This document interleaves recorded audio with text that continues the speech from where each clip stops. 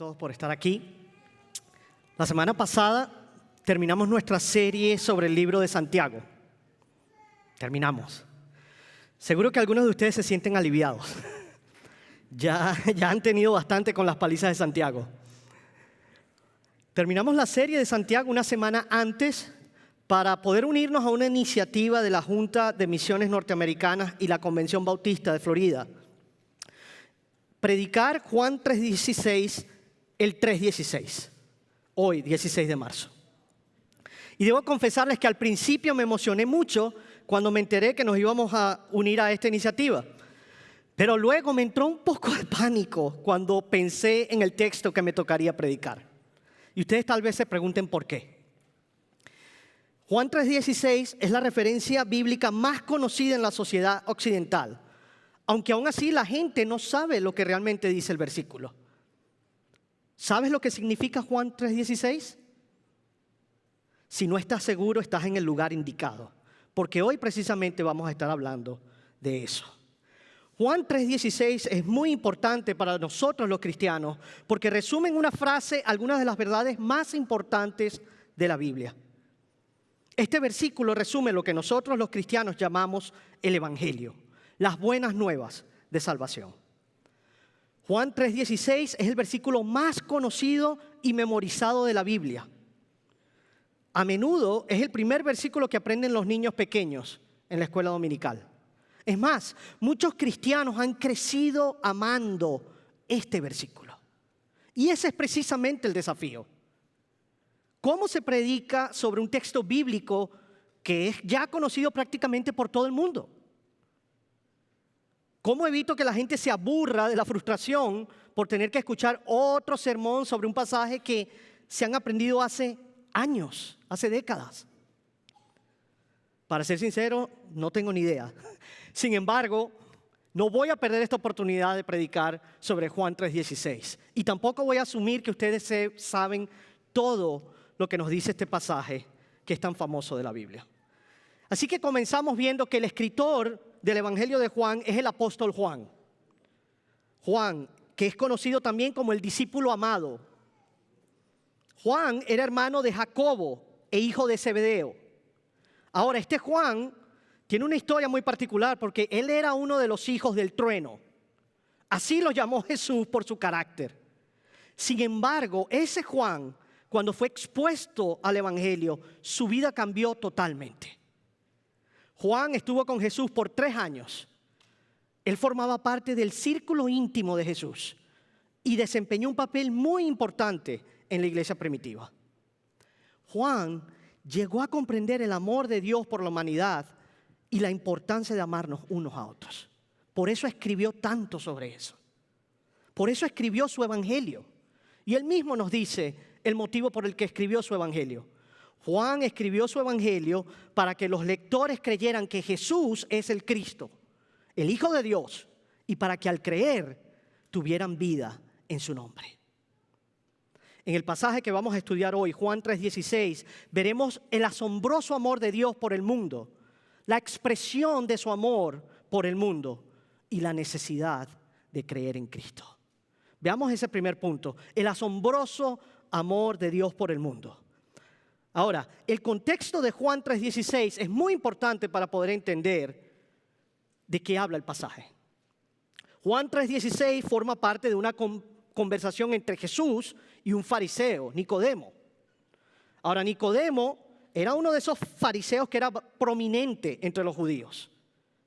Era bien conocido, tenía poder, era parte del concilio de los judíos. Así que este fariseo, Nicodemo, vino a Jesús.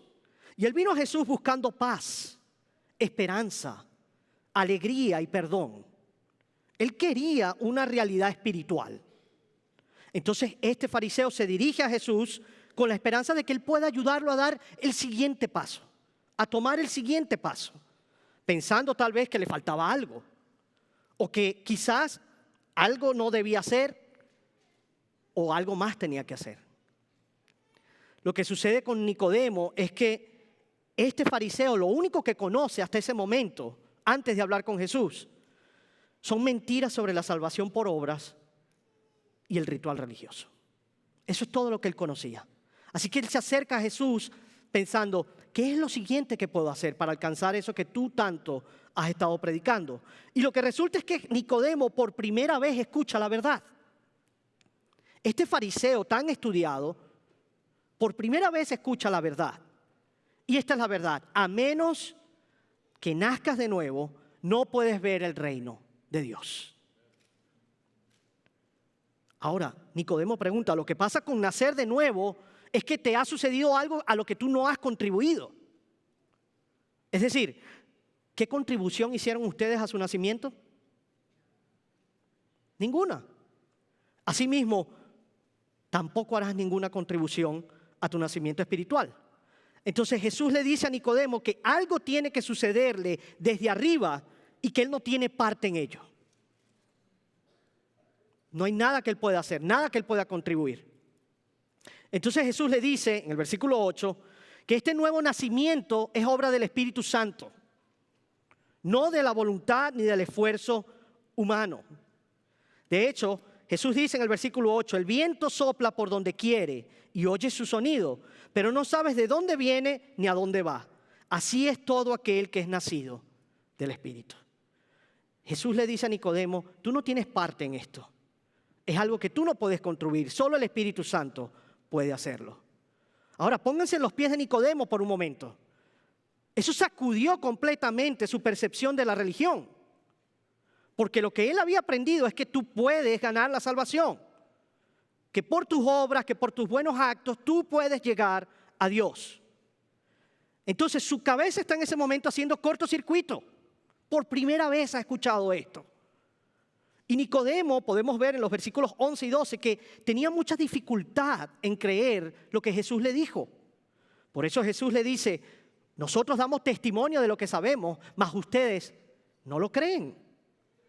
Y luego Jesús va un paso más allá y añade lo siguiente en los versículos 14 y 15. Y le dice a Nicodemo, y como Moisés levantó la serpiente en el desierto, así es necesario que sea levantado el Hijo del Hombre, para que todo aquel que cree tenga en él vida eterna. Entonces el versículo 16 es una explicación del versículo 15. Porque Nicodemo está tratando de procesar lo que tú y yo leemos en Juan 3:16. Nicodemo se está preguntando en ese momento, pero ¿por qué haría Dios esto?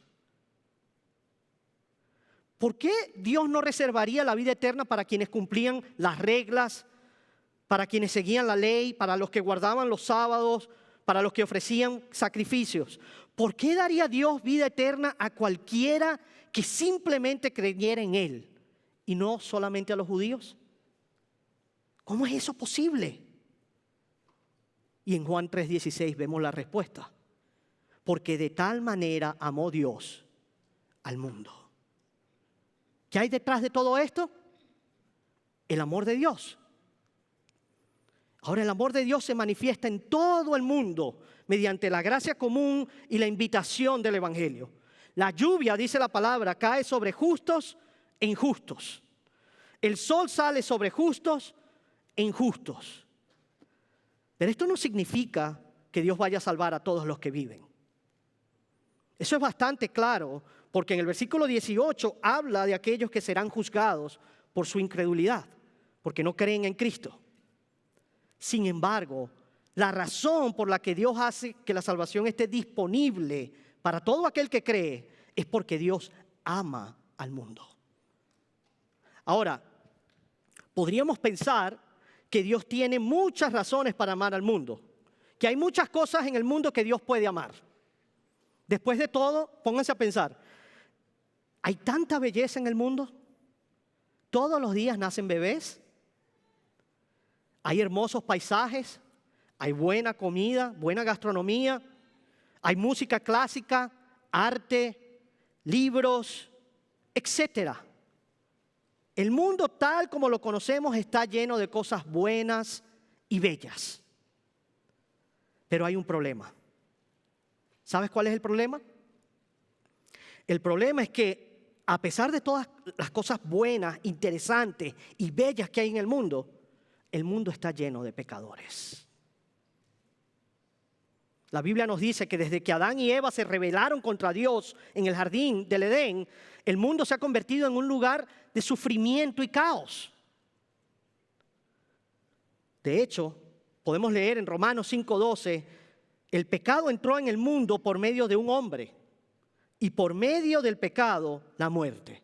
Así también la muerte se extendió a todos los hombres, porque todos pecaron. Sin embargo, Dios, en su infinito amor, desde Génesis 3:15, aún después de la caída, vemos el amor de Dios en lo que llamamos el protoevangelio. Cuando Dios les dice que habrá uno que ha de venir que aplastará la cabeza de la serpiente. Desde ese momento vemos el poder y el amor de Dios en acción. Así que podemos decir que por muy maravilloso que parezca el mundo, en realidad no es digno del amor redentor de Dios.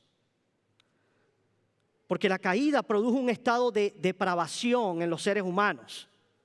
Y ahora tal vez tú digas, no, pastor, yo no soy así.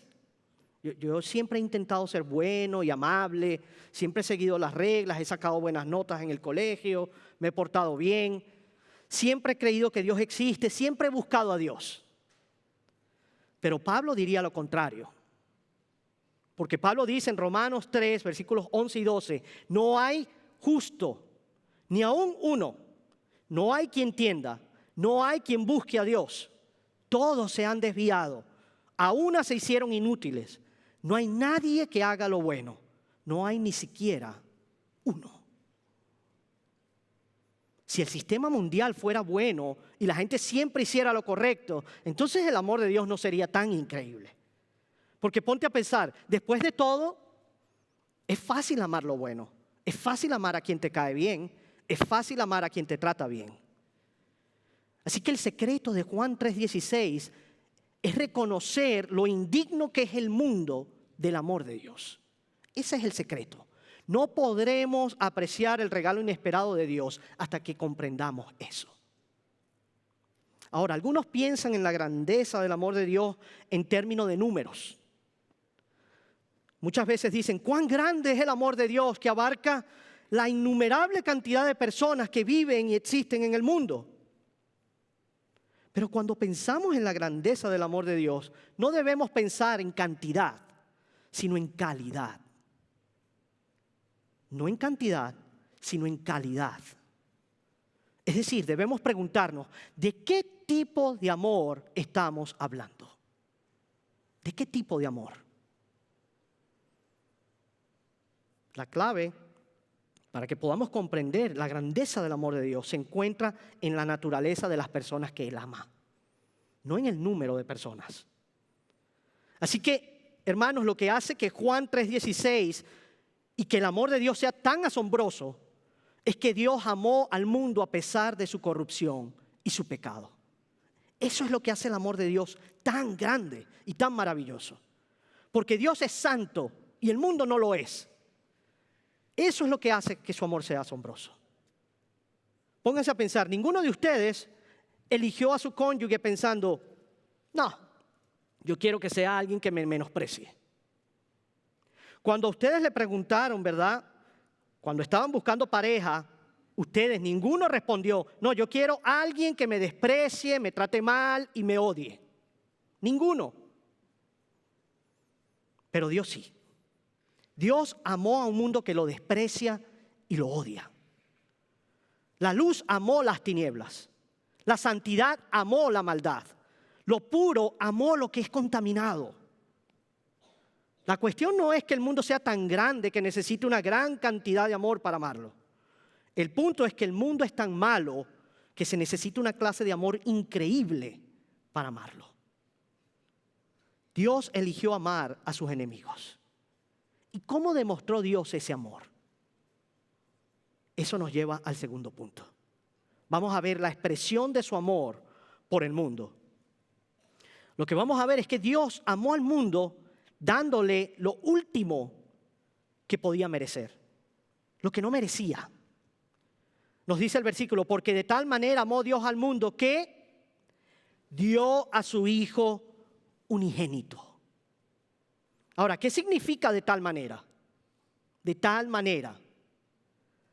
Puede significar al grado que, o de esta manera, o así es como.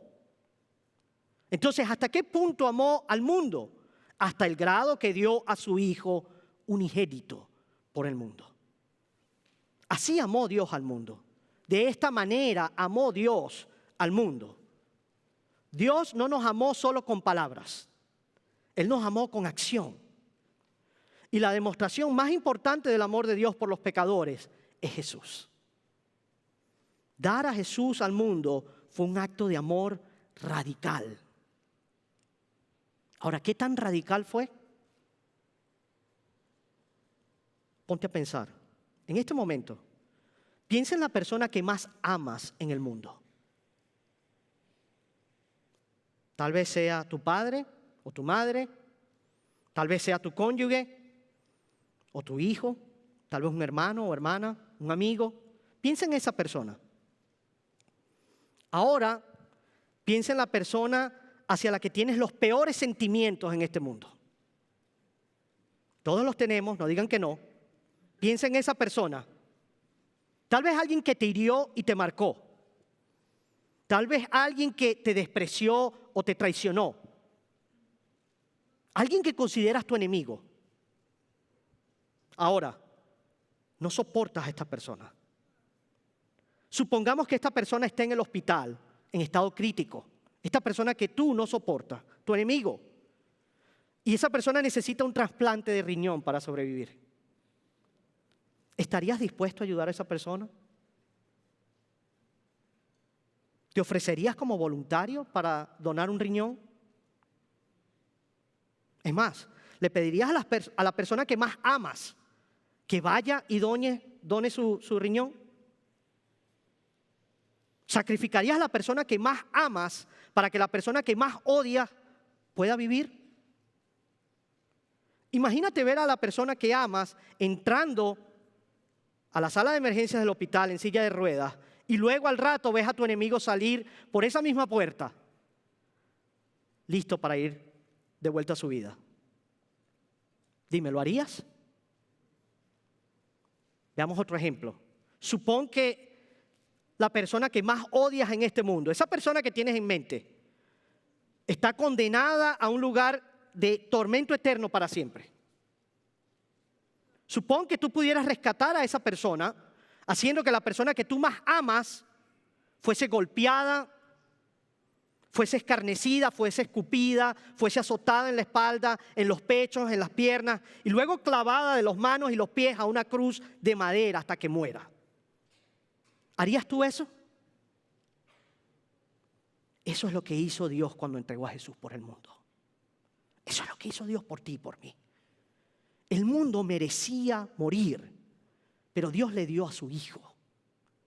Romanos 6:23 nos dice, porque la paga del pecado, lo que merecíamos tú y yo, es muerte.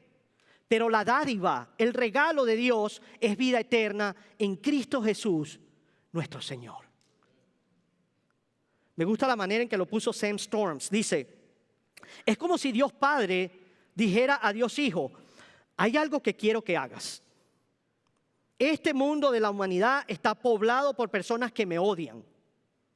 Se han rebelado contra mí, todos y cada uno de ellos.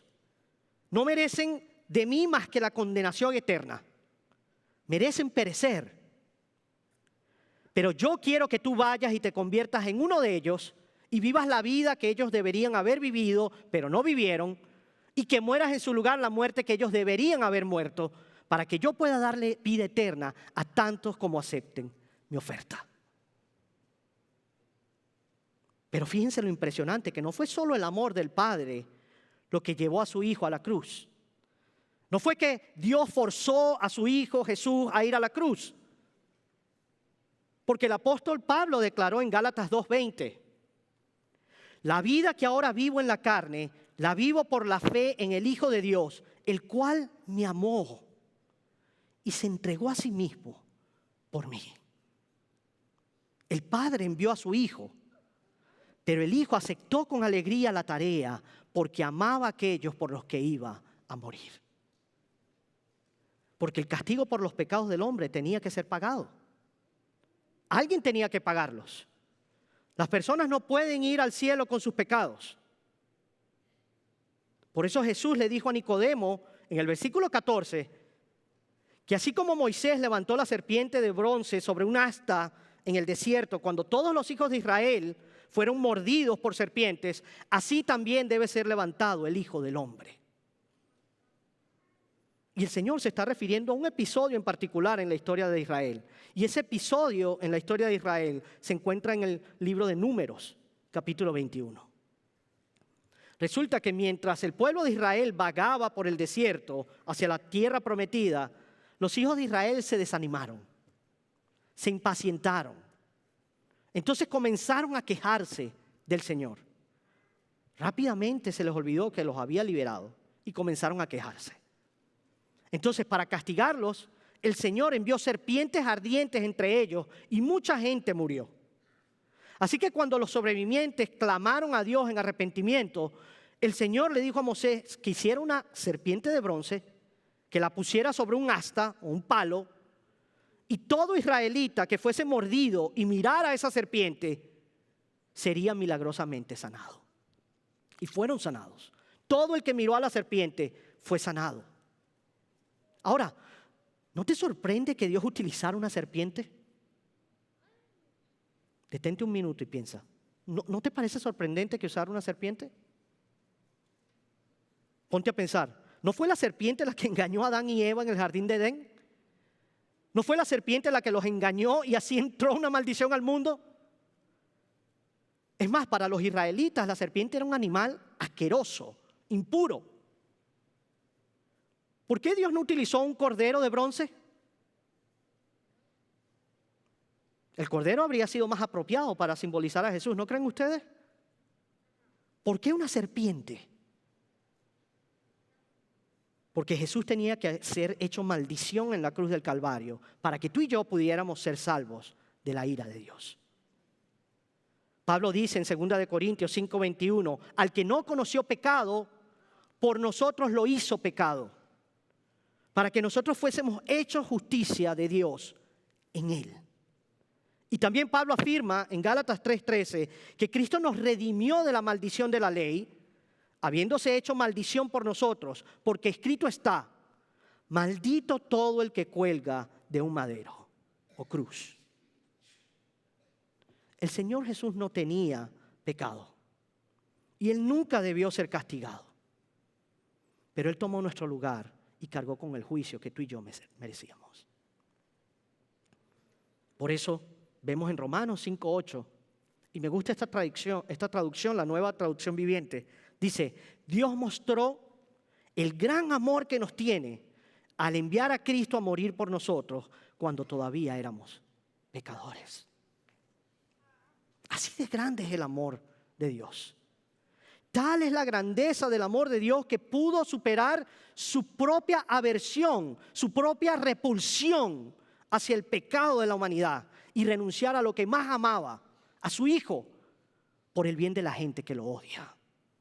Así de grande es el amor de Dios.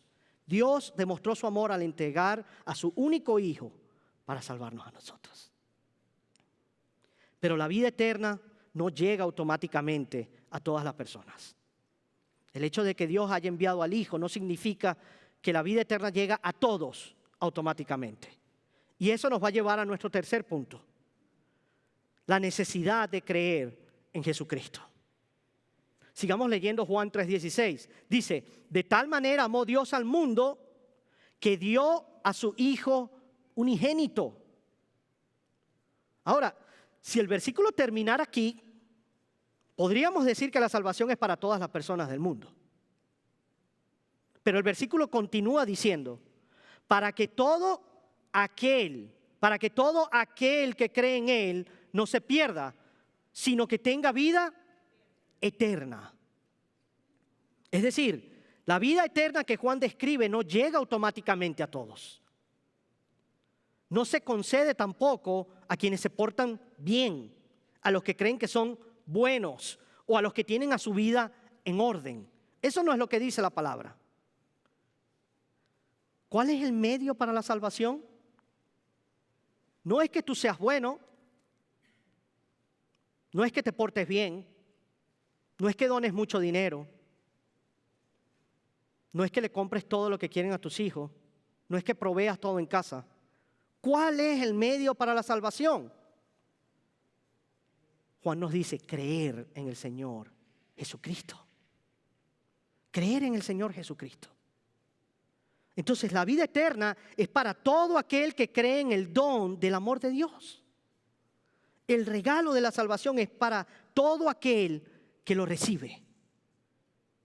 Cuando alguien quiere darte un regalo, tú no tienes que hacer más nada sino recibirlo. El regalo de la salvación es para todo aquel que lo recibe, para todo aquel que cree en quién es Jesús y en lo que ha hecho para salvar a los pecadores. Ahora, esta oferta es universal e indiscriminada. La oferta es universal porque se extiende a todas las personas, sin importar su raza, su color, de qué país venga, ni su situación económica. Es universal porque se extiende a todo tipo de pecadores. Sí, a todo tipo de pecadores, desde los más escandalosos hasta los que se la dan de más santos. Sí, a todos los pecadores, desde los que se la dan de mejores hasta el peor y más vil pecador de todos. John MacArthur dijo: la oferta gratuita del Evangelio es lo suficientemente amplia como para incluir al peor pecador que crea en Jesús. Pero, preste atención, el Evangelio es lo suficientemente limitado como para excluir al incrédulo religioso más moral. Déjenme ponerlo en otras palabras. El Evangelio excluye a quienes confían en sí mismos, a los que confían en sus obras y en sus méritos para ser salvos y llegar al cielo. Pero el Evangelio también es lo suficientemente amplio como para incluir a las personas más miserables y más corruptas del planeta, siempre y cuando confíen en Cristo. Es decir, la salvación es solo por fe. La salvación es solo por fe. Entonces vemos que creer en quién es Jesús y en lo que Él ha hecho es esencial para la salvación y la vida eterna. El énfasis en la fe en este versículo 16 significa que no todos se beneficiarán de que Dios haya enviado a su Hijo. No todos se van a beneficiar. Porque nos dice Juan que es de beneficio solo para aquellos que creen en Jesús, por quien dice ser, y confían en Él por lo que vino a lograr, por su obra de redención. Ahora, sabiendo lo que Dios nos ofrece en su Hijo, ¿por qué no creería todo el mundo? Si alguien te dijera esta maravillosa noticia, si alguien te ofreciera el más maravilloso regalo, ¿por qué no todo el mundo lo aceptaría? Juan nos da la respuesta en los versículos 19 y 20. Juan nos dice que las personas rechazan la luz del Evangelio porque aman la oscuridad espiritual. Ellos prefieren permanecer en la oscuridad porque sus obras son malas. Odian la luz y no se acercan a ella por temor de que todas sus obras sean expuestas. Rechazan a Cristo porque seguirlo significa que tienen que abandonar su camino pecaminoso. Entonces prefieren la gratificación inmediata y los placeres del pecado por encima de Jesús y la vida eterna que Él ofrece. Por eso nos dice que ya han sido condenados. Ya han sido condenados.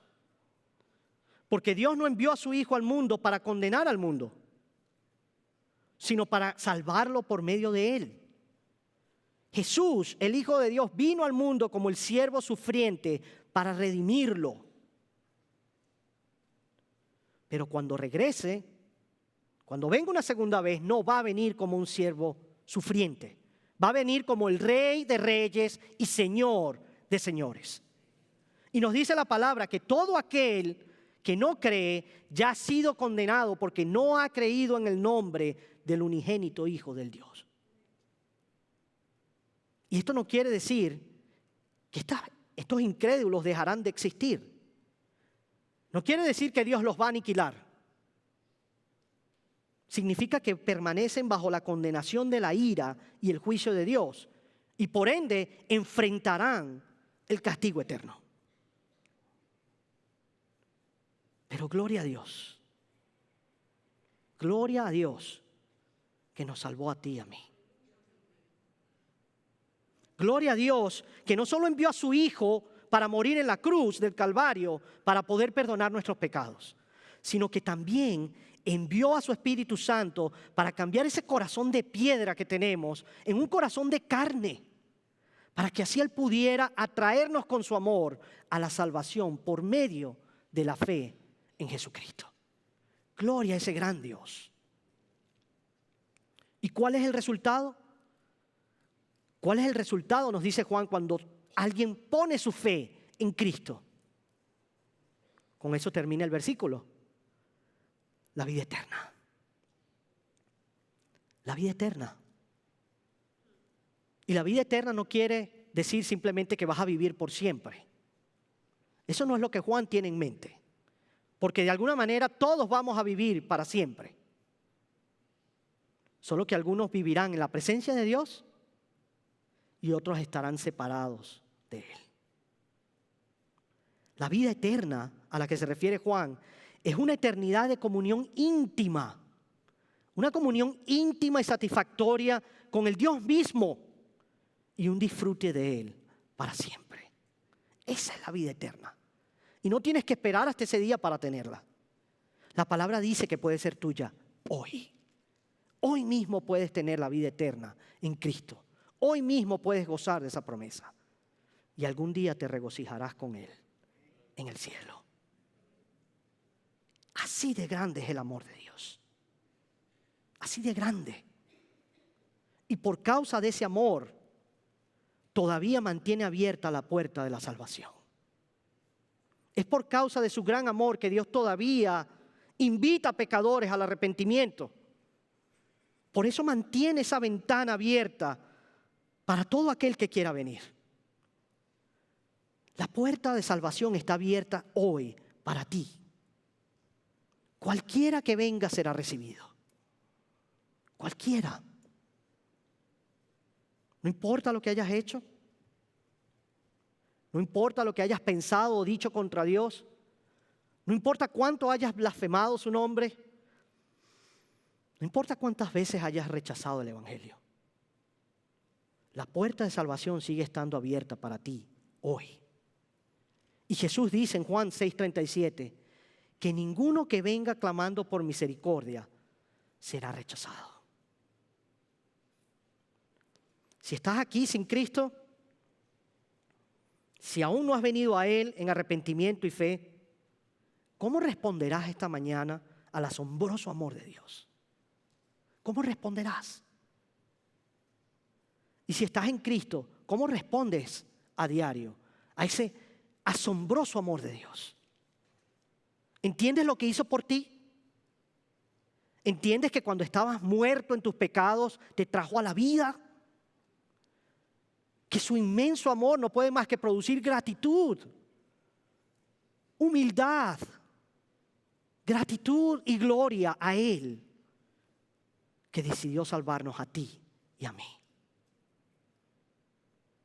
Si estás aquí sin Cristo y no te has arrepentido y puesto tu fe en Él, hoy puedes hacerlo. No hacer nada es hacer algo. No hacer nada es hacer algo. Porque si tú decides no hacerle caso a este mensaje, si tú decides ser indiferente al mensaje del Evangelio, ya estás haciendo algo.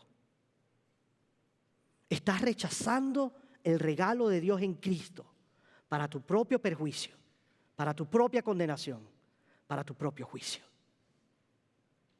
Así que la pregunta es, ¿despreciarás a Cristo esta mañana? ¿O vendrás humillado a Él clamando por salvación?